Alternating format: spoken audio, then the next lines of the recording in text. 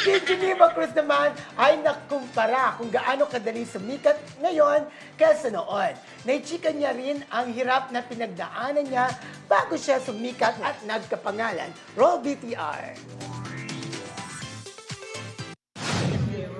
Sabi ko nga, sana yung mga sumikat sa TikTok, sumikat sa ano na, it was so easy for them. Yes. Sana maalagaan nila at mahalin nila yung trabaho. Yun lang. Kasi yung sa amin, nag-audition kami. Alam mo yun, wala pang mga internet.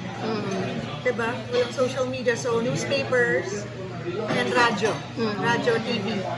So, doon namin nalaman, may audition si Ryan kay Yab-Yab.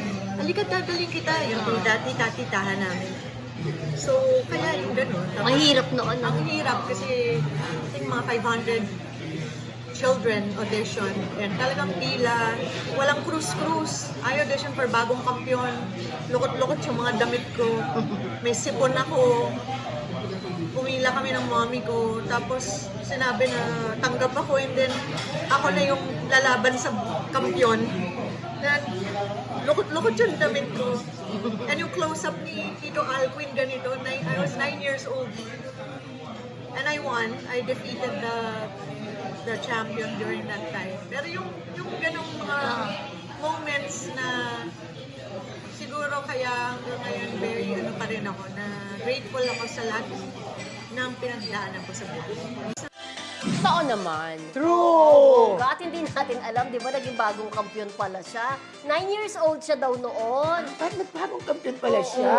At agree ako sa kanya na talagang yung mga artista noon, o yung mga singers noon, grabe talaga pag nagdadaanan kapag ka nag-audition sila, di ba? Truly, Yes. oo naman may audition pa rin Oo. ngayon. Yes. Pero talagang noon, Mildred, Oo. tama naman si Geneva, walang social media, walang Yes. internet. Mabilis ngayon ang pagsikat Yes, eh. kasi lalo na ngayon binabase 'di ba sa social media presence nila, Oo. yung kasikatan nila. So Ang dali. minsan mag-trending lang sa katulad ni Ivana Alawi, 'di ba nag-starstruck siya.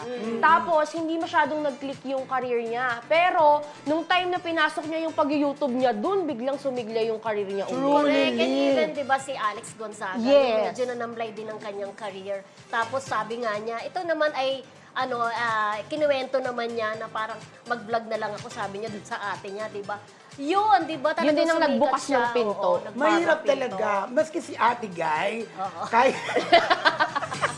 kahit si Ate Guy, nanalo na siya sa tawag ng tanghalan. Yes. Nung mag-artista, nag-audition pa rin siya. Oo. Si Janice de Belen, kahit kilala siya soap opera queen, nag-audition din yun. At alam nyo dati, di ba, Ang hirap. kada may teleserye ang mga network, nag-audition talaga sila for the Yes. role, di ba? Oo. Ngayon, ay, kunin natin to, viral Yes, to sa parang- social media. Kinukuha nila, di ba?